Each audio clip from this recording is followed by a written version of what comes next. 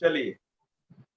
ओम सदाशिव समारंभां शंकराचार्य मध्यमाम् अस्मदाचार्य पर्यन्ताम् वंदे गुरु परंपराम्। वाक्यकारं वररुचिं भाष्यकारं पतंजलिं पाणिनिं सूत्रकारं च प्रणतोऽस्मि मुनित्रयम्।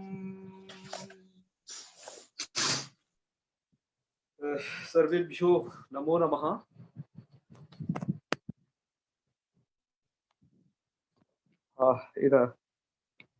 अद्य वयं पुनः जस्तु संधि विषये अग्रे अनुनासिक संधि विषये पठामः, सारांश रूपेण पठामः। यतोहि सप्तम्यां तिथौ विस्तरेण पठितम् अस्मिन् विषये, किन्तु केचन अंशाः अवशिष्टाः सन्ति, तेषां विषये एव अद्य चर्चां कुर्मः। मित्रों, हमने झलाम जस झसी एक यह सूत्र और दूसरा झलाम जसोन्ते, यह दो सूत्र हमने जस्तु संधि के विषय में जाने हैं। इसमें झलाम जसोन्ते आप अब पढ़ने वाले हैं, झलाम जस झसी आप पढ़ चुके हैं। दोनों सूत्रों का लक्ष्य अलग अलग है, अलग अलग जगह प्रवृत्त होंगे। करेंगे जस्त ही। आप इस स्लाइड में देख पा रहे होंगे, हमने इस सूत्र का अर्थ दिया है। सबसे पहले तो ये पदांते झलाम जसासी, और उसका एक उदाहरण दिया है वागीसा।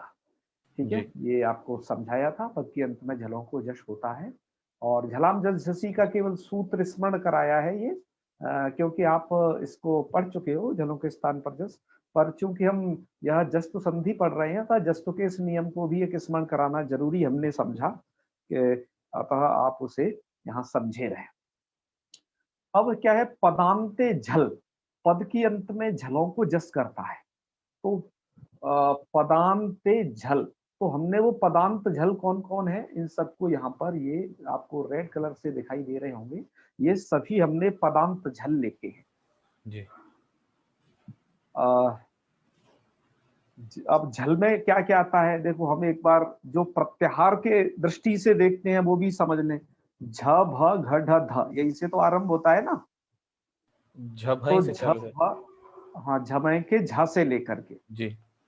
तो इसका मतलब यह हुआ कि झमय के झा से स्टार्टिंग है इस प्रत्याहार की। तो वर्ग के सबसे पहले कौन से अक्षर आएंगे, चतुर्थ अक्षर झ भ घ ढ ध। एक बार आप देख लीजिए जिन्होंने सूत्र भी याद किए हैं। इसमें थोड़ा इधर उधर लिखाया गया, जैसे झ पहले आए, झ के बाद भ इधर है, झ भ, घ इधर है, घ ढ और ध, ये तरीका। पर होगा वो इसी लाइन में, क्योंकि वो वर्ग के सभी चौथे अक्षर है जी जी। तो झ भ घ ढ ध, और फिर झस बता रहे हैं आपको, झल बता रहे हैं, झ भ घ ढ ध, और वो जब गड द, और फिर आता है ख फ छ ठ थ और च ट त क प, ये अक्षर। उसके बाद आता है शा शा शाह, तो वो इधर है, शा शा शाह, ये। ठीक है जी। हकार के, अब मैंने इसमें हा नहीं लिखा है, क्योंकि हा की कहानी अलग है। हा की कहानी जानने के लिए आपको एक सूत्र आगे आएगा, हो ढा, हकार को ढा करता है जल पदांत में, वहां ये सूत्र प्रवृत्त नहीं हो पाता है, अतः हमने उसको इससे दूर रखा है। हालांकि जल प्रत्याहार में वो आता है, पर इस सूत्र का विषय नहीं बन पाता, उसे कोई दूसरा सूत्र बात देता है, उसको हम आगे जानेंगे। अब जो यह आपने देखा, फिर हमने इसका यह जो वर्गीकरण है इस प्रकार से कि झलों के स्थान पर, झल आपने रेड वाले देखे जस होती है, जस है तो ये तृतीय अक्षर, वर्ण के तृतीय अक्षर होते हैं ये, पर उनको हमने इधर लिखा है। तृतीय क्यों होते हैं और किस तरीके से होंगे, तो उसमें कारण ये है कि ये कंठ स्थान वाला है ये। तो पद के अंत में जब ये मतलब झल रहेंगे, मतलब इनमें से कोई एक अक्षर रहेगा, तब तो आप इसे समझना जी। ठीक है, तो आप मतलब क ख तो वहां पर ग समझ लेना। यदि पद के अंत में इतने सारे अक्षर होंगे, तो आप वहां पर तालु स्थान है चूंकि सबका, अतः आप उसे क्या कर देना, ज कर देना। इसी तरीके से आप अन्य वर्णों के साथ भी सब करके देख लीजिए, और आप लोग कर चुके हो इस अभ्यास को, और काफी लोगों ने इसमें काफी अच्छा सहयोग दिया, और बहुत अच्छे तरीके से जिन्होंने चेक भी किया, और बहुत सारे लोगों ने यह भेजा, यह कार्य को करके जिसको संधि का भेजा, है ना। उनको कहीं कोई दिक्कत भी आई होगी, आज हम उस पर भी कुछ चर्चा कर लेंगे। और आज हमने ये तो दिया ही है, इसके अलावा भी ये बहुत सारे, और ये 8 उदाहरण भी यहाँ पर प्रस्तुत करके और दे दिए हैं। ये वागीसा तो आपकी किताब में ही लिखा हुआ है, इसके अलावा और भी उदाहरण आपको दिए हुए हैं इसमें, तो उसके विषय में आज चर्चा कर लेंगे।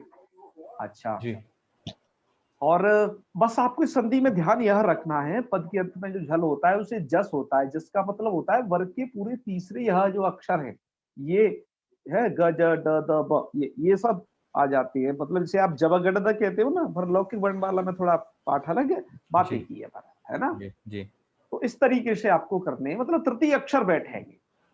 तो इसका मतलब आप यह, इसको तो डायग्राम को तो पूरा समझ गए होंगे। आगे देखिए, उदाहरणों को देखते हैं। उदाहरणों में आपने वागीसा देखा, पद के अंत में झल है पहले उदाहरण में, तो उसको जस तो कर दिया, तो वागीसा। जी। शस आनना, तो मैंने यह दूसरा इसलिए दिया है क्योंकि आपको इसका उदाहरण देना जरूरी था, क्योंकि ये इनके स्थान पर भी जस्त होता है, आपकी जानकारी में रहे। जी। या शा को जस्त तो क्या होगा, तो वहां पर भी आपको क्या करना है कि वो जहां पर है वो पठित, यह ऊर्ध्व स्थान होने के कारण उसके स्थान पर ड हो जाएगा। अभी तक तो आप ये समझते हो कि जो जिस वर्ग का होता है उसका तीसरा अक्षर बैठा दो तो वो जस्त हो जाता है, जी। पर जी। श तो किसी वर्ग के अंदर नहीं आता है, तो उसे जस्त कैसे करना है, तो अपना वही तरीका है, हमने जो संज्ञा प्रकरण में पढ़ रखा है, वर्णों का उच्चारण स्थान करके उसको बैठा देना है। ठीक है। जी। अब ये शश आना, तो इसका षडानना बन जाएगा।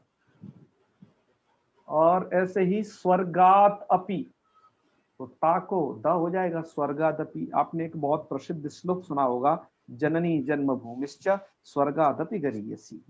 तो जी। यह तमाम श्लोक, तमाम जो श्लोक हैं वह आएंगे, और हम आपको श्लोकों के माध्यम से भी, चाहे वो भगवान व्यास जी के श्लोक हों, चाहे अन्य किसी कवि के श्लोकों में जहां इस प्रकार की संधियां दर्शाई गई हैं, हमारा आगे प्रयास रहेगा कि हम उन सभी को इधर उठा करके लाएं और आपसे पहचानवाएं कि क्या आप वास्तव में संधि इसमें से पहचान कर पा रहे हो कि नहीं अलग अलग, क्योंकि संधि आप अलग अलग कर पाओगे, शब्द अलग अलग होगा उसमें, और शब्द अलग होगा तो आप उसका अर्थ समझ पाओगे।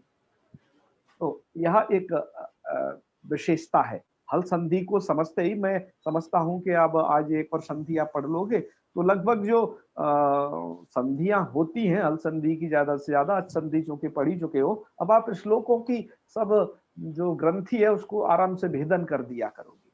तो वैसा भी हम एक अभ्यास करेंगे, पर आज यह पहले पढ़ते हैं। जी। ऐसे ही प्राग प्लस एव, प्रागेव का को गा, ठीक है। जी। जगत प्लस गुरु, तो जगत गुरु कहते हैं ना, जगत गुरु शंकराचार्य। तो जी। जी। जगत ये शब्द तकारांत है, आपको बस इसमें यही विवेक रखना है वो मूल शब्द क्या है, तकारांत है या दकारांत है वो क वर्ग अंत वाला है या ग अंत वाला है। तो इस प्रकार से आपको उसमें विवेक रखना है वो आपको पता कैसे चलेगा, अभी आपको क्योंकि आप नए हैं, शुरुआत में परेशानी होता है, और आपको धीरे धीरे ये समझ में आ जाएगा कि हाँ किस कौन सा शब्द का क्या अंत में होता है, इसको आप धीरे धीरे समझ पाओगे। संस्कृत के जैसे फील्ड में प्रवेश करते जाओगे आपको वो सब समझ में आ जाएगा, चिंता करने की बात नहीं।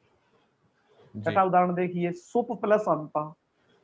अब प का उष्ट है, तो जब गणद में से ब का उष्ट है तो प का तृतीय अक्षर ब बैठ जाएगा, सुबंता। ठीक है।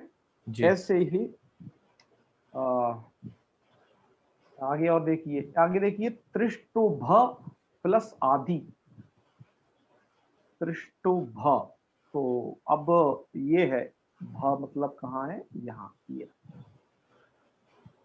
तो इसको क्या हो जाएगा, भा को हो जाएगा क्या, ब। तो त्रिष्टु, और ये थोड़ा यहाँ मिसप्रिंट हो गया है, मैंने इसे त्रिष्टुभादि लिख दिया है, पर ये वास्तविक भा की जगह आप क्या पढ़ना, बा पढ़ना, ऐसा बा। जी। क्या पढ़ोगे, बा। बा। त्रिष्टु त्रिष्टु बादी, क्योंकि भा को क्या हो जाएगा, बा, तृतीय अक्षर। जी। तो बजरंग जी शास्त्री जी इसी तरफ इशारा कर रहे थे, तो उन्होंने बता दिया, उनको बहुत बहुत धन्यवाद। तो ये भा की जगह बा पढ़ लेना, यह मिसप्रिंट हो गया है, आप ये समझ लें। चलिए, इसके बाद है आठवां उदाहरण, अग्निमथ भ्याम। अग्निमथ है और भ्याम है। इसके बाद जी। आप क्या कर देंगे, था को त थ द हो जाएगा ना। जी। हाँ, तो जस्ट में जस्ट तो द हो गया, तो अग्निमथ भ्याम, यस। अब यह चीज तो आपको विशेष जरूरी है यह बताना, क्योंकि आप लोग सूत्रों के अनुसार पढ़ रहे हो। आपको कोई संशय होगा तो आप तो सूत्र के अनुसार प्रयोगों के दर्शन करते हो, कि सूत्र कहता है तो यह प्रयोग बनेगा, सूत्र नहीं कहता तो नहीं बनेगा, ठीक है ना। जी। तो अब उन लोगों को एक पता होनी चाहिए कि यह जस्तु संधि का प्रभाव कहाँ परिलक्षित होता है, कहाँ नहीं होगा। तो पंतोला जी, आपके लिए विशेष बात है, आप संधि का शिक्षण कराते रहते हो, तो आपको बताया जा रहा है कि खरी, देखो ध्यातव्य, या ध्यातव्य अंश क्या है, कि खरी परे जस्तु संधे प्रभाव नैव भवति। यदि जी कोई खर वर्ण यदि परे होगा तो जस्तु संधि का प्रभाव नहीं दिखाई देगा, खर वर्ण यदि परे रहेगा तो, है ना। आपने वागीसा में देखा हो तो देखो ई परे था, ये है ना, खर से भिन्न वर्ण है। आपने जहां जहां ऊपर उदाहरण देखे, सभी उदाहरणों में खर से भिन्न वर्ण परे है। खर का मतलब क्या होता है, ख प छ ठ था और छ ट त है, क प मतलब वर्ग के प्रथम अक्षर और वर्ग के द्वितीय अक्षर द्वितीय पर में अक्षर। नहीं होने चाहिए, है श श श इत्यादि। तो तभी इसका जस्तु संधि का प्रभाव परिलक्षित होगा। यदि खर परे मिल गया बाई चांस, जैसे जगत प्लस तिष्ठति, यह उदाहरण देखिए, जगत प्लस तिष्ठति। अब यहाँ जी पर तिष्ठति का त खर परे है। अब यहाँ पर क्या होगा, होगा तो पहले जस्तु, मतलब ता को पहले होगा द। प्लीज प्रक्रिया को पूरा समझे, मैंने थोड़ा आधी प्रक्रिया यहाँ लिखी है क्योंकि आधी आप जानते हो, इसलिए। यहाँ पर होगा तो क्या होगा, तो यहाँ पर ता को पहले द, ध्यान रखिएगा। जी। जी। पर ता को दा होने के बाद आगे आप सूत्र पढ़ोगे खरीचा, है, कल पढ़ लोगे इस सूत्र को, खरीचा को। तो उस खरीचा सूत्र द्वारा क्या हो जाता है, यहाँ पर जगत तिष्ठति का ता क्योंकि खर परे है तो उसको जस तो चर्त नहीं फिर हो माना जाता जाएगा, है, तो जस तो चर्त नहीं में हो। फिर बदल जाता है, बिल्कुल चर्त में बदल जाता है वो। अच्छा। वो चर्त में बदल, मतलब चर का मतलब होता है प्रथम अक्षर हो जाता है, तो उस दा को फिर त हो गया। तो आपने जस्तु संधि करके द किया था, उसे फिर त हो गया, ठीक है। जी। तो आपको जी क्या जी करना है इसके अंदर, ये आपने देखा, मैंने एक ही उदय इस प्रकार का उदाहरण दिया क्योंकि मैं आगे बहुत सारे उदाहरण खरीचा पर ही दूंगा इस प्रकार के, पर मैंने एक ही ध्यान दिलाया है आप लोगों को, यह आपको जरूर जानना चाहिए। इसमें बहुत सारे अध्येता छोड़ जाते हैं क्योंकि पुस्तकों में इस प्रकार का वर्णन नहीं है, है ना। तो बहुत सारे अध्येता इसको छोड़ जाते हैं, तो मेरा उनके प्रति यह आग्रह है कि इस प्रकार की चीजें भी अपने वो छात्रों को जरूर बताएंगे कि किस संधि का प्रभाव कहाँ रहेगा। अच्छा, ऐसा क्यों होता है, आप हालांकि यह देखोगे, देखो ये सब नियम किस पर डिपेंड हो रहा है, ये सब हो रहा है पूर्वत्रा सिद्धम वाला नियम। जी। जो सूत्र त्रिपादियों में पहले हैं, क्योंकि मैंने आपको बता रखा है कि जिस या पूरे हल संधि में त्रिपादियों का पूरा डंडा है, ठीक है। तो जो त्रिपादियों में पहले सूत्र हैं वो पहले लग जाते हैं, बाद वालों का यदि नंबर आता है तो बेचारे वो बाद में भी लग जाएंगे, यहां पर ऐसी उन्हें दिक्कत नहीं। अतः जस्तु पहले होता है और जस्तु के बाद यदि चर्प की संभावना है, कदाचित खर परे मिल गया, तब आपको वहां पर चर भी कर लेना है। इसलिए आप देखते हो जगत तिष्ठति इस प्रकार का रूप बनता है, जगत तिष्ठति, दो तकार हैं यहाँ पर, जी। देख पा रहे होगे शायद आप, जी। दो जी। तकार वाला रूप। ओके, जी। तो ये एक जरूरी चीज थी जो उस दिन छूटी हुई थी, यह आपको बता दिए। अगली संधि में चलते हैं जहां पर और भी कुछ चीजें छूटी हुई थी, हालांकि हम उसे एक बार बता चुके हैं, फिर भी वो आपके लिए लाभप्रद होगी, क्योंकि और भी जो चीज शेष रह गई थी उसका हमने फिर उसमें समावेश कर दिया बाद में, ठीक है। जी। तो चलिए इसे भी आप देख लीजिए। यहाँ क्या है, इस संधि को भी आप पढ़ चुके हो। इसमें से एक चीज आपको नहीं पढ़ाई गई थी, ये प्रत्यय भाषायाम नित्य में यह वार्तिक शेष रह गई थी उस दिन, जी है ना। अगर लाइट वाइट नहीं थी तो ये सब समस्या आ रही थी आपको बोर्ड पर देखने में भी, तो इसलिए हमने सोचा कि इसको फिर बताएंगे आपको। जी तो यहाँ पर इस संधि में क्या बात है ये देखिएगा। यह अनुनासिक संधि है। तो पहले, सबसे पहले तो आपको अनुनासिक के विषय में हम पहले बता दें, है उस दिन थोड़ा बताए नहीं थे कायदे से, आज और बता देते हैं, क्योंकि आप लोगों के बाद में प्रश्न आए थे तो उनको सुन करके मुझे लगा कि हाँ आप लोगों को चीज और बतानी चाहिए, आप लोगों के अंदर जो जिज्ञासा है उसे पूरा करना चाहिए। तो जैसा कि आप जानते हैं कि अनुनासिक जो वर्ण वह होता है जो मुख और नासिका से उच्चारित होता है। आपने चूंकि मुख नासिका वचन नासिका सूत्र संज्ञा प्रकरण में पढ़ा है, वो सूत्र ये कहता था कि मुख और नासिका के सहित जो उच्चार्यमान वर्ण है वह क्या होता है, अनुनासिक संज्ञक होगा।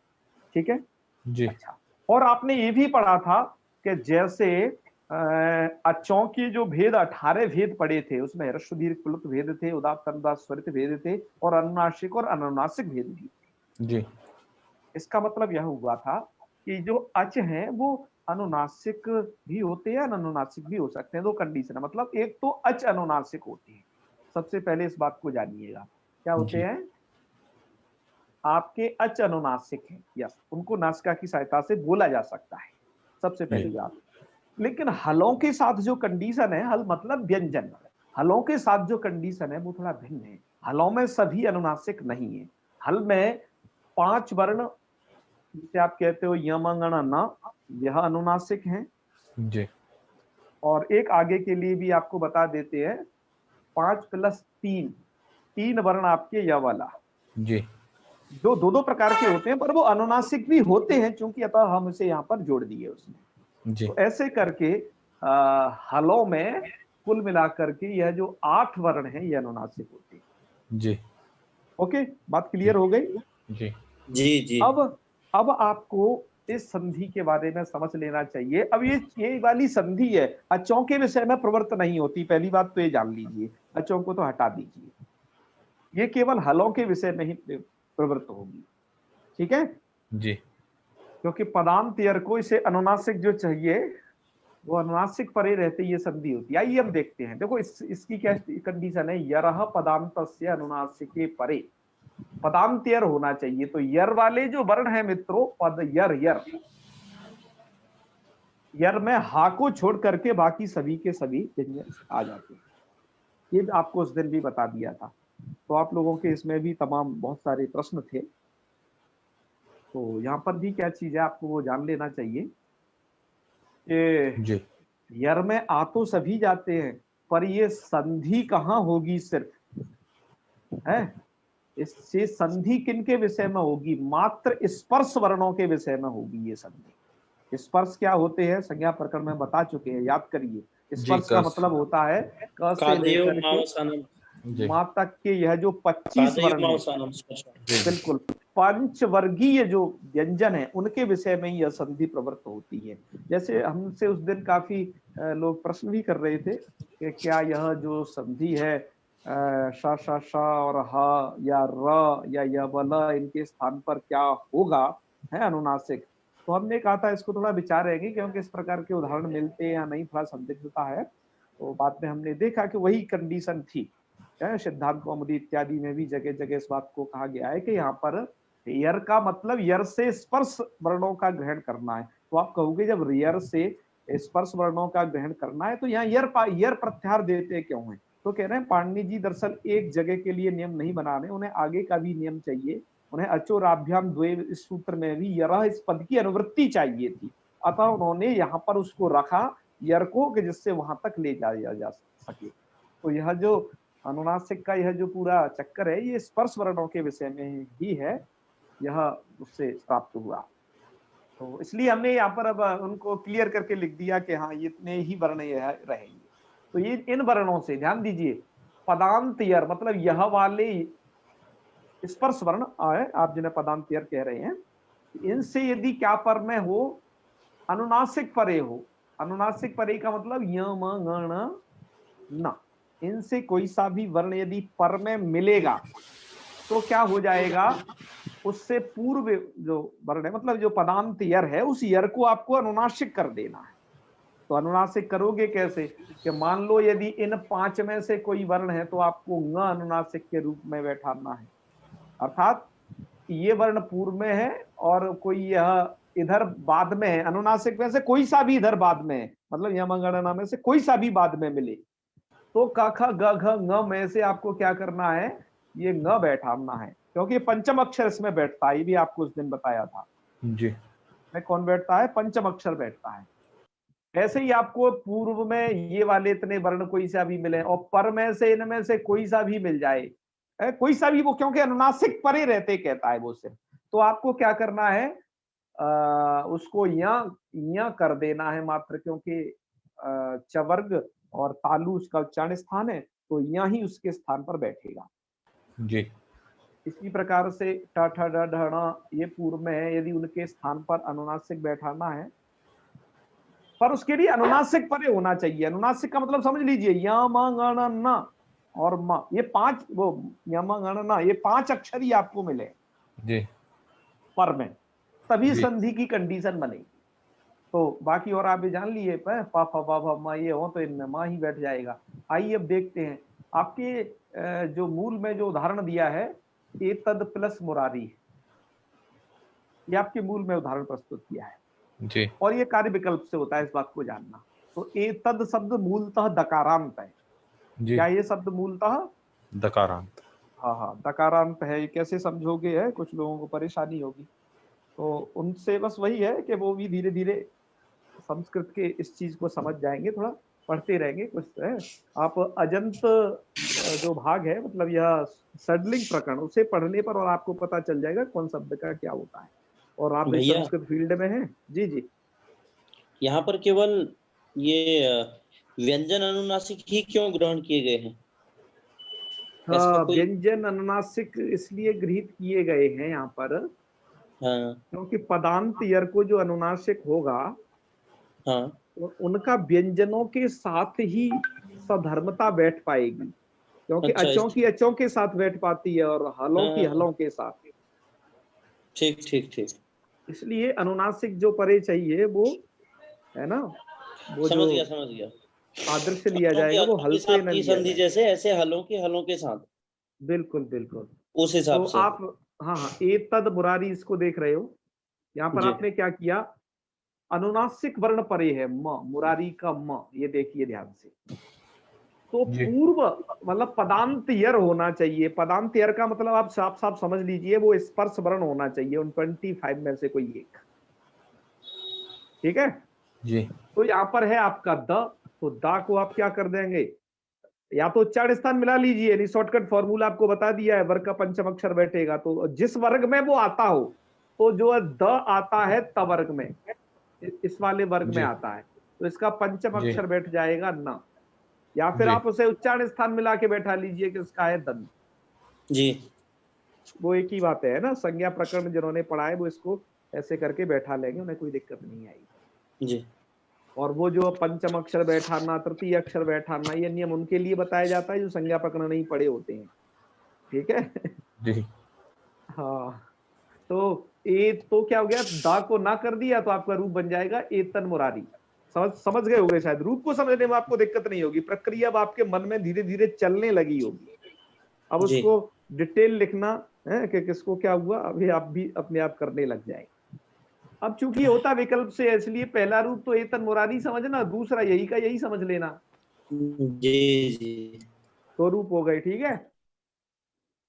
हम्म। हाँ, अब जो मुझे एक चीज आपको, और इसके एतन मुरारी तो आप समझ गए, तो इसमें लिखा हुआ है। अब मुझे जो एक बहुत विशेष चीज बतानी है, जैसे हमने आपको जस्तु संधि के विषय में बताई थी, वही मुझे आपको अब अनुनासिक संधि के विषय में एक चीज और बतानी है। जो हमने यहाँ पर जो रेड रेड कर रखा है ना, इसका एक खास प्रयोजन है। जी जी ऐसे नहीं कि हम यहाँ पर जो डिजाइन के कारण कुछ इस प्रकार का कुछ कर देते हैं, हम जितना भी करते हैं उसमें एक वह भी छिपा हुआ होता है कि उसका एक कुछ रहस्य, उसका एक कारण है, उसको अलग अलग कलर देने का, अलग कुछ है ना।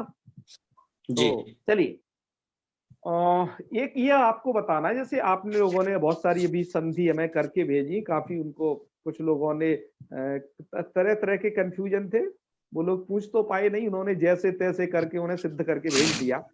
तो आपसे कोई पूछ न ले, है ना, इसलिए मैं ये बताना उचित समझता हूं, क्योंकि इस प्रकार का प्रश्न शायद आपने किया नहीं, यदि करोगे तो इस प्रकार का उत्तर आपको देना है। जैसे क्या होगा, आपको रूप बनाना है वांग नियमः, ध्यान दीजिए, क्या रूप जी। बनाना है? वांग वांग नियम। नियमः, ठीक है। जी। तो आपको इसके लिए सबसे पहले क्या करना होगा, बहुत सारे लोग इसका जो संधि विच्छेद है वो ये कर देते हैं, डायरेक्ट वाग प्लस नियमः कर देते हैं ना, बहुत सारे करके भेजा है मैंने, कुछ के हो कार्य देखे थे, आप लोग भी जो चेक करते हो, मैं उसको भी फिर बाद में देखता हूँ कि क्या इन्होंने सही किए कि नहीं वाकई में, तो मुझे लगता है तो मैं उस पर फिर वापस रिप्लाई भी भेजता हूँ आप लोगों को। तो वो ऐसा डायरेक्ट कर दे रहे थे, पर ऐसा नहीं करना है, हमें यह पहचानना है वो मूल शब्द क्या है। तो मूल शब्द क्या है, वो वाक है, क्योंकि वाग। आपने वागीसा में पढ़ा है, वो वाक प्लस ईसा, वाक शब्द ककारांत है, क उसके अंत में है। आप सबसे पहले क्या करेंगे, जहां पर आपको अनुनासिक संधि करनी है, यदि वहां पर पहले जस्तु संधि की यदि कंडीशन बन जा रही है, तो आप क को पहले कर देना ग, वाक प्लस नियम, तो सबसे पहले बनाना वाग नियम। क्या बनाएंगे? वाग नियम। वाग नियम बना करके, मतलब ग करके, तब इस ग जो है ना बाग में ग, ये वाला ग, तब जी। इसके स्थान पर आप न करना बाद में। हाँ, क्योंकि नियम का न अनुनासिक परे है ना, तो पूर्व वाले वर्ण को अनुनासिक ये करना, इतनी आपको प्रक्रिया करनी है।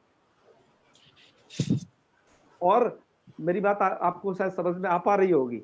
आप लोग क्या जी, जी। करेंगे, कुछ लोग तो शायद मुझे लगता है कि इस वाली कंडीशन में देखो दो चीज प्राप्त है, ध्यान दीजिए, यहाँ पर जस्ट संधि भी हो सकती है वाक जी। नियमा करने पर, जी। और अनुनासिक संधि भी हो सकती है, क्योंकि पदांत यर है क। जी।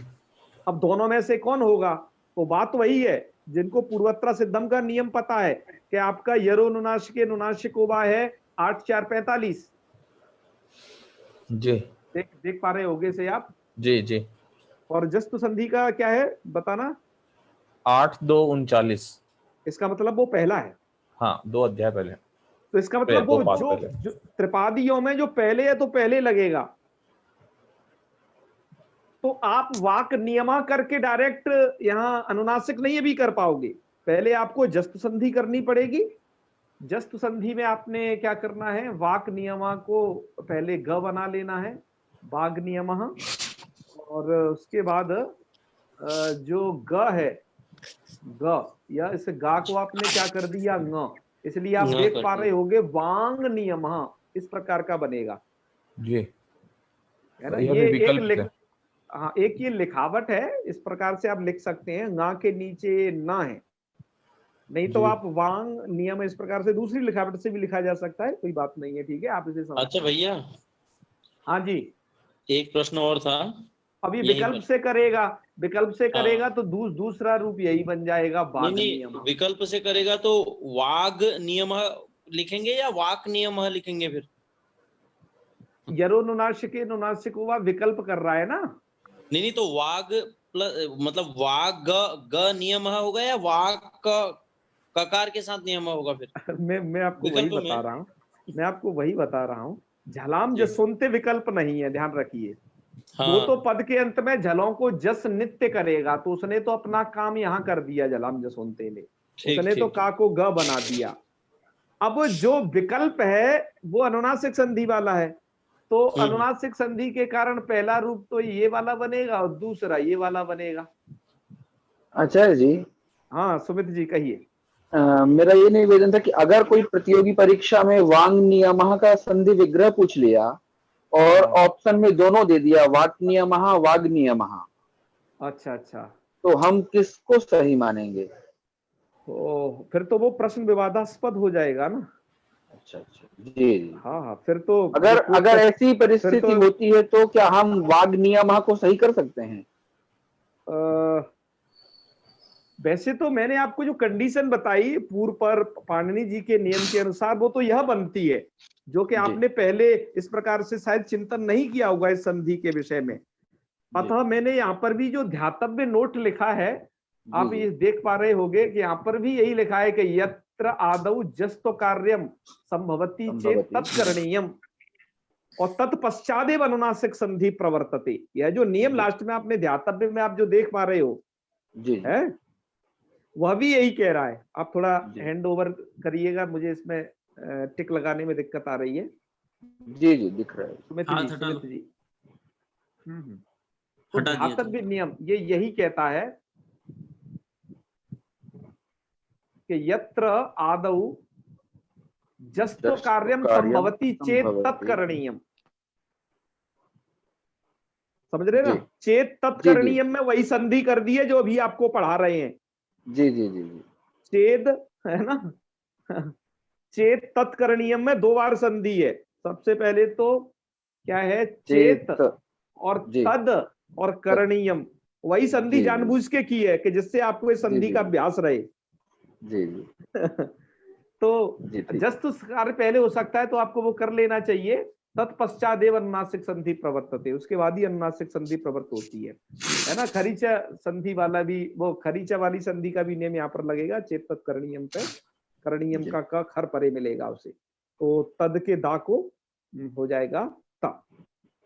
तो इस प्रकार से आप समझ रहे हैं। मेधा जी ने भी एक कमेंट करके पूछा है कि वो वांगमय वाली संधि, उसको मैं भी बताऊंगा। वांगमय। वो हाँ, वो प्रत्यय का झंझट है। प्रत्यय वाली झंझट की चीज अभी हम चर्चा करेंगे, उस पर भी चिंता नहीं करना है, उस पर भी हम चर्चा करेंगे अभी। अच्छा बेखरी जी, चलिए पूछ लीजिए, क्योंकि मुझे आपको इन उदाहरणों को बताना ही है। आप पूछ लीजिए पहले, जैसे कोई आचार्य जी, जैसे ये वांग नियम है इसकी संधि, तो जी जी, वांग निश्चय जो है शब्द, हाँ हाँ तो उसकी संधि भी इसी तरह से होगी क्या? जी बिल्कुल। पहले वाक निश्चय, फिर वाग निश्चय, फिर वांग निश्चय। और दूसरी बात, ये थोड़ा समझ में नहीं आ रहा है कि ये वाग नियम ये कैसे हो गया, मतलब। अच्छा, ये ग कैसे हो गया? हाँ अरे अभी आपको जस्ट संधि पढ़ाई है ना, जस्ट पीछे। हाँ, मैं नहीं थी परसों, और मैंने वो वीडियो भी सुना, लेकिन वो मुझे अच्छे से समझ में नहीं आया। इसीलिए तो हमने इस वीडियो को दोबारा बनाया है आज। क्या परसों नहीं थे कुछ लोग और दिक्कत थी उस वीडियो को समझने में, तो हमने आज दोबारा बनाया इसे। तो ये ऐसे ग कैसे बना, ये थोड़ा सा एक बार अगर समझा देते तो अभी आसानी। जस्ट संधि का एक नियम है जो आपको समझ लेना चाहिए। पद के अंत में यदि कोई झल वर्ण मिलता है, हाँ जैसे क है, तो उसका हाँ, उसका तृतीय अक्षर हो जाता है। पिछली वाली में संधि में वही चर्चा कर रहा था, अभी जस्ट संधि जब पढ़ा रहा था तब। अच्छा अच्छा। हाँ, आपने उसे ध्यान से सुनना था। तो इसलिए हाँ, अब क जिस वर्ग में है उसका तृतीय क्या होता है बताइए? ग। ग, इसलिए का के स्थान पर ग हो गया है। अच्छा अच्छा, ठीक। अभी उस संधि में भी यही था। आपको एक मिनट दिखा देते हैं, क्योंकि हमारे कोई भी लोग छूटने नहीं चाहिए, और यदि कोई थोड़ा पीछे रह रहा है तो हमारा यह प्रयास है कि उसे बराबर में खड़ा करना है, क्योंकि आप लोग यदि छूट जाएंगे, आप लोगों के लिए सब यह यत्न किया जा रहा है, तो दिक्कत होगी। इसको फिर दोबारा से देखें।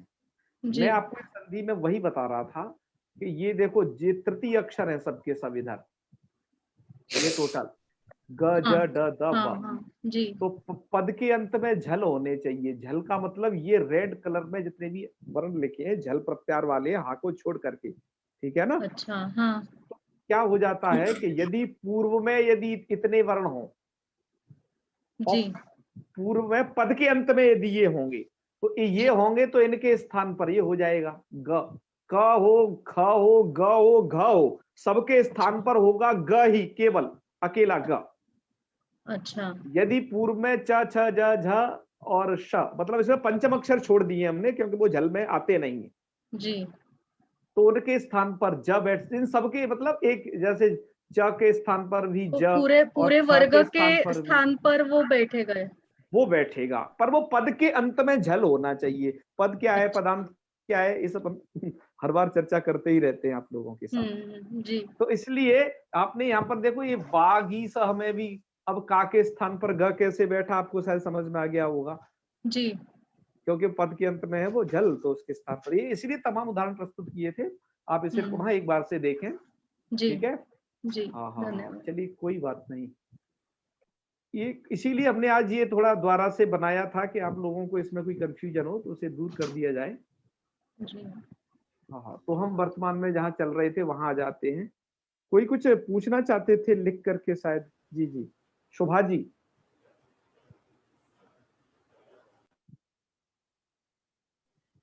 हाँ हाँ, शोभा जी, हाँ आप नहीं सुन पा रहे आप।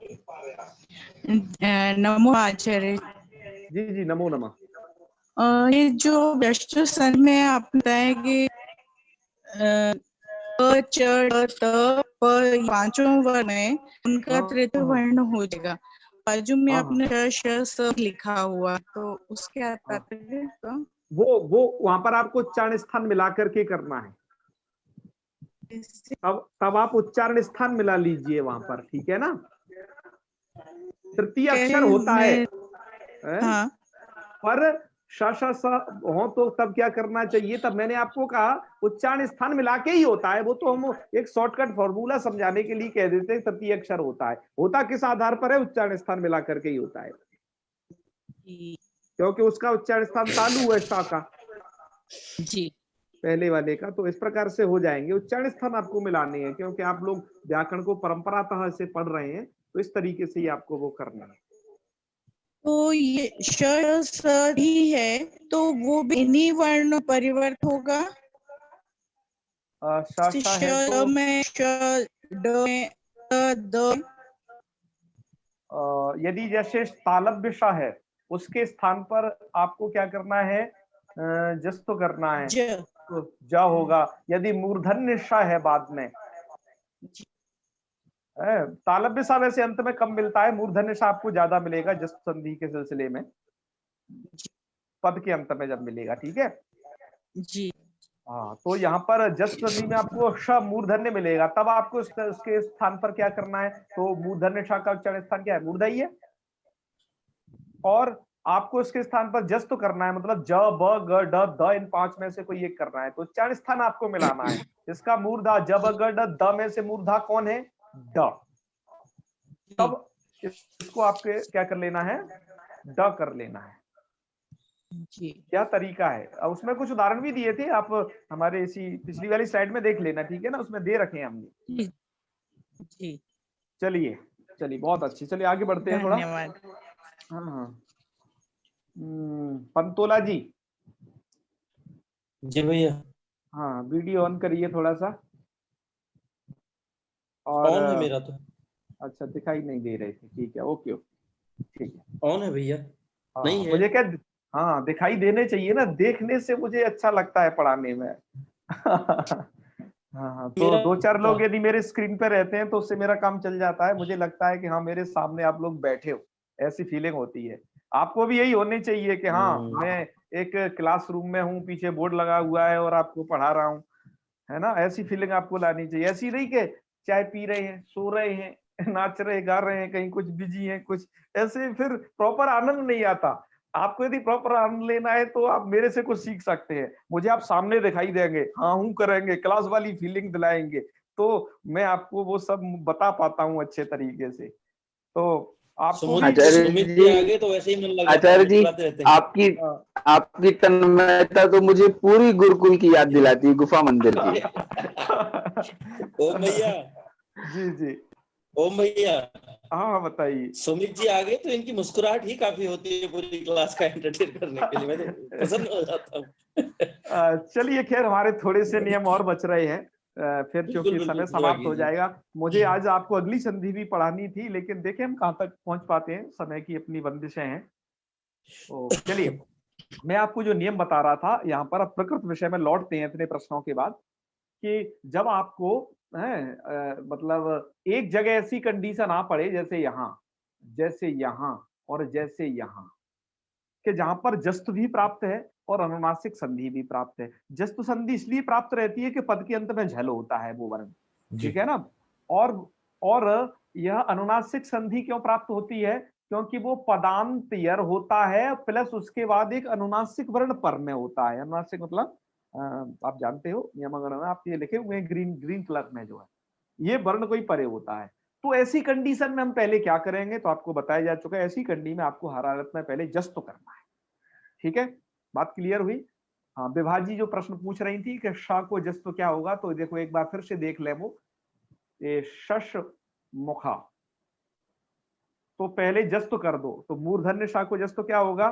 अब जो वर्ण का तृतीय अक्षर, अब तृतीय अक्षर क्या वो ढूंढेंगे, है ना, उच्चारण स्थान मिलाओ जो हमने बता रखा है, जी संज्ञा प्रकरण के अनुसार। जी तो उच्चारण स्थान आपने मिलाया उसे, तो ड होगा, क्यों इसका ड है, तो षड मुखा जस्ट होने के बाद अब षड मुखा, अब यहाँ पर चूंकि अनुनासिक संधि की कंडीशन अभी बनी हुई है बरकरार, तो अनुनासिक क्या हो जाएगा, तो ड है, तो ड को अनुनासिक हो जाएगा, ध्यान दीजिए ये इस वाली श्रेणी में है ये, तो हो जाएगा ये ण। जी तो अब जो तीसरा रूप बना आप देख रहे हैं, मिला लेना। अब आपको बच्चों की तरह आपने बहुत असंधि में मिलाना सीख लिया, हल संधि में सीख ही रहे हो, अब आप एक प्रोफेशनल संधि वाले बन गए हो, मतलब अब आपको आ गई है, वह फटाफट मिला लिया करना। अभी तक तो मुझे आपको प्लस और माइनस के बहुत सारे चिन्ह लगाने पड़ते थे, अब आप ऐसे समझ जाया करना संधि को सीधा। ठीक है, जी हाँ, मतलब इतना अभ्यास कर लो, तो अभ्यास के कारण यह हो जाता है, आप चिंता नहीं करें। तो फिर आपका रूप बन जाएगा षणमुखा। इसी प्रकार से यहाँ पर देखिएगा, जगत प्लस नियंता, यहाँ पर नहीं, सॉरी ये तो गलत निशान लगा दिया ठीक है, अगला वाला जैसे दिक प्लस मध्य, तो सबसे पहले का को गा करना है, तो दिग मध्य, और फिर का को न करना है क्योंकि वो अनुनासिक संधि करनी है, फिर इसी से तो दिग मध्य। ये रूप समझ गए? जी चलो बहुत अच्छे। अब एक बहुत सारे अनुष्ठानी लोग ये बोलते रहते हैं, तन्नो देवी प्रचोदयात, तन्नः, है ना, ये सब कृष्णः प्रचोदयात इत्यादि। तो तद तन्नः का मतलब क्या है, वो है वस्तुतः तद प्लस नः। तो अब अनुनासिक वर्ण परे है चूंकि नः, है ना, अभी इनके आप अर्थ मत पूछना कि नः का अर्थ बताइए, तद का तो अब जानते ही है, इनका अर्थ भी आपको क्लियर हो जाएगा। आप जब षडलिंग प्रकरण पढ़ोगे तो युष्मद अस्मद में कहाँ वस और नस आदेश होते हैं वो आप पता चल जाएगा आपको, पर आपकी संधि अलग अलग करना बता रहे हैं भी आपको, ठीक है ना। हाँ, तो तन्नः बन जाएगा। ओके जी जी ऐसे ही जगत प्लस नियंता ये बचा हुआ है, तो जगन नियंता ये बता दिए। अब आते हैं हम जो है प्रत्यय भाषायाम नित्यम के विषय पर। प्रत्यय भाषा नित्यम क्या है, इसमें बताया गया है कि अनुनासिकादौ प्रत्यये परे पदान्तस्य यरो नित्यम अनुनासिकः भाषायाम मतलब लोके। यदि अनुनासिक आदि प्रत्यय परे हो, अब क्या चलेगा, अब जो है जो ये तो सूत्र केवल कहता था अनुनासिक हो, जी अनुनासिक परे, वार्तिक ने कह दिया केवल अनुनासिक नहीं हो, वो प्लस अनुनासिक के साथ साथ वो प्रत्यय का अनुनासिक होना चाहिए। अब आप ये समझोगे कैसे कि ये वाला प्रत्यय का है, ये वाला प्रत्यय का नहीं है? तो अभी तो हम जो बता दें आपको ये वाला प्रत्यय का है, तो श्रद्धा भक्ति के साथ मान लीजिएगा। जिनको लोगों को नहीं प्रवेश है और जिनको प्रवेश है वो तो समझ ही जाएंगे वो कैसे प्रत्यय का है, क्योंकि वो जैसे तद्धित और कृदंत के प्रत्ययों को पढ़ेंगे तो जान जाएंगे क्या प्रत्यय का है और क्या प्रत्यय का नहीं है। जी तो इसके लिए यह जो वार्तिक कार्य करता है ये भी सेम वैसे ही करता है पद के अंत में। और नित्य क्या करता है, इसमें सूत्र में भेद ये है कि सूत्र तो विकल्प से करता था काम, जी और ये ये नित्य क्या कर करता रहा है, ये नित्य करता है। नित्यम कह रहा है ना, ये तो नित्य करेगा। जी और एक और भेद है कि सूत्र अच्छा एक और बात है कि यह जो वार्तिक के द्वारा जो विधेय कार्य भाषायाम मतलब लोक में ये कार्य नित्य होता है। लोक मतलब लौकिक भाषा का यदि प्रयोग बनाना है और ये प्रत्यय यदि पर में मिल रहा है आपको अनुनासिक आदि प्रत्यय, अनुनासिक आदि का मतलब है अनुनासिक प्लस आदि, अनुनासिक वर्ण है आदि में जिसके ऐसा प्रत्यय, जी तो आपको यह कार्य नित्य करना है। जैसे आप ध्यान दीजिएगा तद प्लस मात्रम, इनको हमने क्या है वॉयलेट कलर किया हुआ है ना, जी जी बैंगनी। तो यहाँ पर क्या है तद प्लस मात्रम, यहाँ पर आपका अनुनासिक अनुनासिक उभा लग सकता है, एक वो साधारण सूत्र है, वो हर प्रकार के अनुनासिक में लगेगा। लेकिन मित्रों मात्रम में एक प्रत्यय है, प्रत्यय का है ये मात्रम, क्या है मात्रच प्रत्यय से मात्रम बना है, एक मात्रच नाम का प्रत्यय है उससे मात्रम बना हुआ है। तो ये प्रत्यय का अनुनासिक है, तो अनुनासिक आदि प्रत्यय परे है ये मात्रम। तो क्या हो जाएगा, जो अनुनासिक होगा मतलब इस दकार के स्थान पर अब जो अनुनासिक होगा वो नित्य होगा। उसको नित्य कर देंगे आप, तो नित्य कर देंगे तो दा को ना हो जाएगा, तो तन मात्रम, मात्र एक ही रूप बनेगा। अब ये नहीं कि तुम दो दो बनाओ, एक तद मात्रम भी और तन मात्रम भी, नहीं, वो गलत माना जाएगा। एक ही रूप बनेगा तन मात्रम, क्योंकि लौकिक भाषा में ऐसा है जी प्रयोग। अब आ जाइए चिदमयम। ओके, तो चिदमयम में भी क्या है, मयम में ये मयट प्रत्यय है।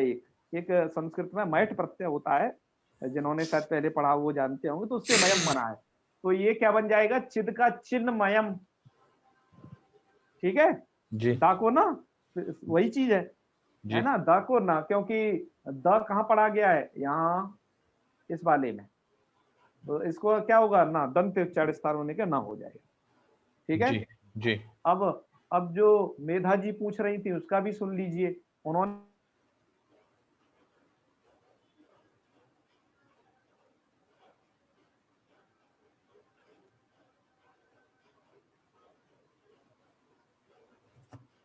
मयम, अब आपने चिदमयम में ये समझा था, चिदमयम जब पढ़ा था तो ये समझा था। हाँ, मेरी आवाज आपको आ रही है? जी आ रही है, आ रही है।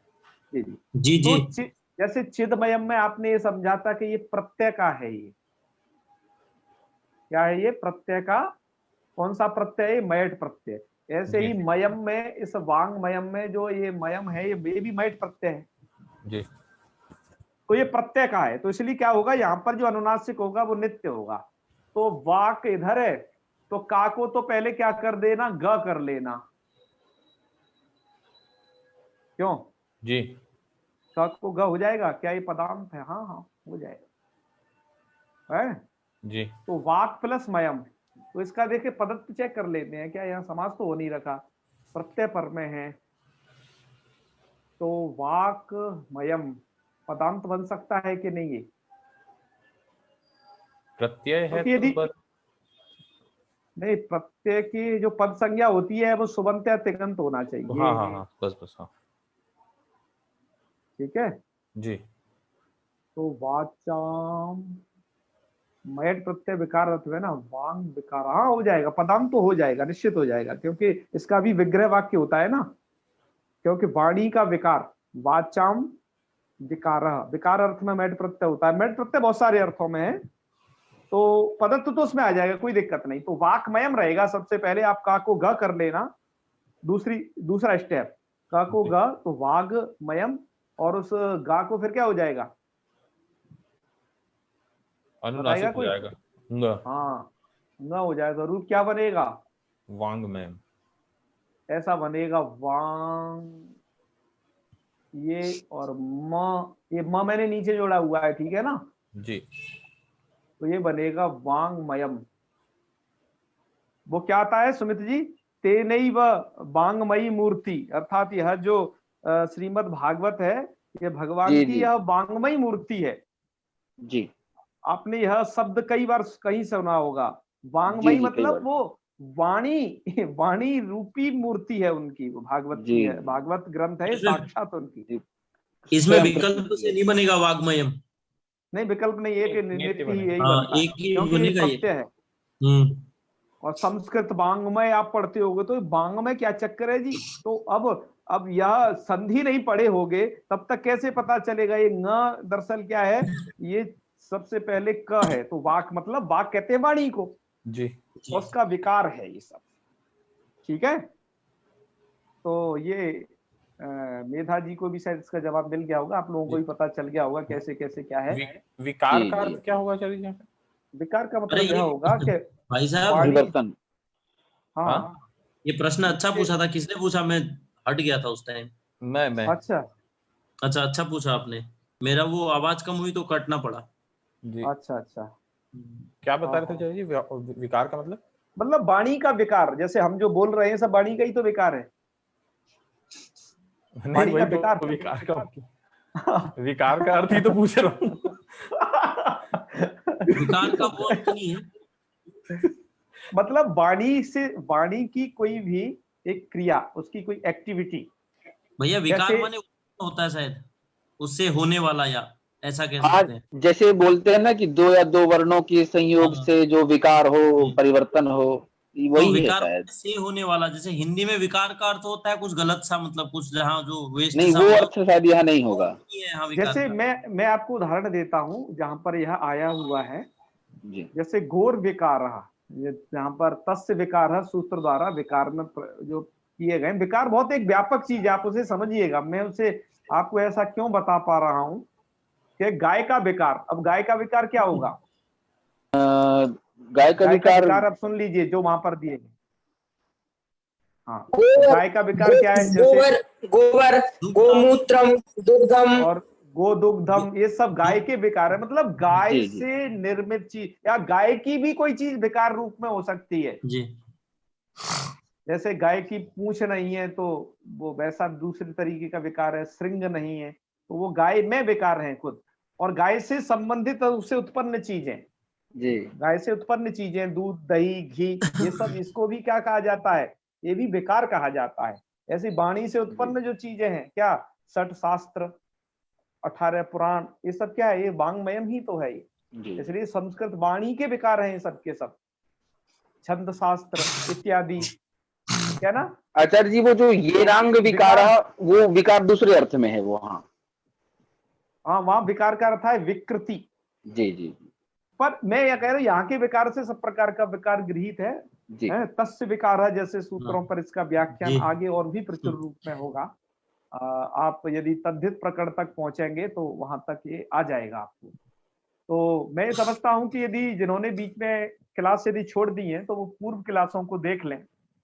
यदि आप अपने नए किसी भी व्यक्ति को इन पाठ में जुड़वाना चाहते हैं तो उनसे सबसे पहले अनुरोध करें, आप पहले पुरानी चीजों को अर्जित करें जो आपको पढ़ाया जा चुका है, क्योंकि एक क्रम है, ये सीढ़ी बाई सीढ़ी हम लोग चल रहे हैं। नया व्यक्ति को एक साथ जुड़ेगा तो उसे दिक्कत होगी, या तो पूर्व पठित होना चाहिए इस विषय को, तब उसको यह समझ में आएगा। और मैं आपसे एक और अनुरोध कर रहा हूँ कि आचार्य जी म्यूट हो यदि गया। कोई भी क्लास, जी, यदि कोई क्लास मिस होती है बीच में तो आपको क्या करना है कि आपको पुरानी क्लास देख लेनी है ना, और कहीं डाउट हो तो उसे पूछ लेना है। लेकिन यदि आप मैं आपको बता रहा हूं, यह बहुत अब ऐसा समय चल रहा है कि यदि अब मिस हो गए, जैसे आपने अब 7 दिन का या फिर इस प्रकार का गैप कर दिया, तो चूंकि हम बहुत सारी संधि पढ़ा के हम निकल जाएंगे, अब हल संधियों में भी एकदम अब लगभग आधी संधि हो गई है, आधी और बची है इसके बाद, ठीक है ना? तो आप फिर पकड़ नहीं पाओगे इस पाठ को, क्योंकि एक दिक्कत आएगी। तो बस आपको जो अब एक जो कठिन परीक्षा, कठिन घड़ी रह गई है, मैं आपको कह चुका हूं कि संधि समझना मतलब व्याकरण समझना है। संधि समझ ली, मैं कह रहा हूं कि आप पूरे व्याकरण समझ लोगे, आपको कोई दिक्कत नहीं होगी। संधि में गैपिंग ना करें, ये गैपिंग आपको फिर भर नहीं पाओगे, इस वाली गैपिंग। तो संधि को बस थोड़ा बहुत तरीके से पढ़ना है, क्योंकि संधि आपको सुबंत के रूप तैयार करवाएगी, संधि आपको तिङंत के रूप तैयार कर पाएगी, और सुबंत और तिङंत तो होते ही है वाक्य में प्रयोग, धुआंधार। तो सुबंत और तिङंतों के ज्ञान के लिए चूंकि आवश्यक है, ये मूल चीज है। तो कदाचित कोई क्लास मिस होती है तो प्रयास करें कि वो अपनी क्लास को अभी फेसबुक पर देख लें। अभी हम यूट्यूब पर डालने के लिए हमें अभी वक्त नहीं मिल पा रहा है, शायद आज हो आपको जाएगा मेरे से, वो। हाँ, तो आप उसे कर दें, थोड़ा हो जाए तो, है। जी हाँ, तो इससे क्या है कि हमारे बहुत सारे लोग फेसबुक नहीं चलाते हैं, है ना, बहुत सारी महिलाएं हैं वो फेसबुक नहीं चलाती हैं। तो यूट्यूब तो चूंकि हर किसी के में होता है, यूट्यूब तो हर कोई देख सकता है, तो ये जी चीज वहां तक उन लोगों तक पहुंच सकती है बड़े ही आराम जी। से। पुराने सारे वीडियोस हो गए, डाउनलोड हो गए आज। आज हाँ हाँ, यूट्यूब में अपलोड हो जाएगा प्लेलिस्ट बन के। चलिए, बहुत अच्छा। तो आज समापन किया जाए, मुझे लगता है कि अब तो है, समय भी हो गया है, और कल मिलते हैं। हाँ, कल मिलते हैं फिर एक नई संधि के साथ, आप लोगों से फिर चर्चाएं, ज्ञान चर्चाएं करेंगे। चलिए, ओम सर्वे भवन्तु सुखिनः, सर्वे सन्तु निरामयाः, सर्वे भद्राणि पश्यन्तु, मा कश्चित् दुःखभाग् भवेत्। ओम शांति शांति शांति। सर्वेभ्यो नमो नमः। शुभ रात्रि। चल सुमित तू भी जा।